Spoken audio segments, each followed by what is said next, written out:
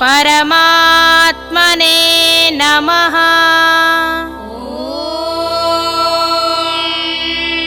श्री परमात्मने नमः।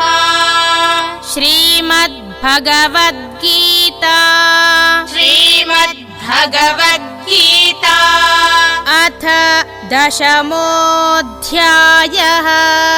अथ दशमोऽध्यायः।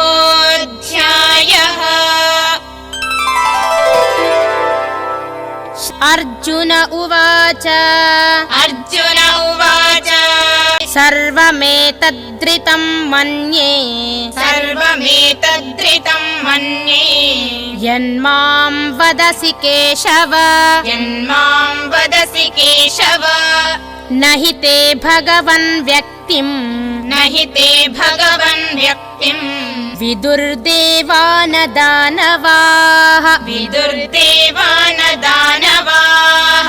ॐ तत्सदिति ॐ तत्सदिति श्रीमद्भगवद्गीतासु श्रीमद्भगवद्गीतासु उपनिषत्सु उपनिषत्सु ब्रह्मविद्यायां ब्रह्मविद्यायां योगशास्त्रे योगशास्त्रे श्रीकृष्णार्जुन संवादे श्रीकृष्णार्जुन संवादे विभूतियोगो नाम विभूतियोगो नाम दशमोऽध्यायः।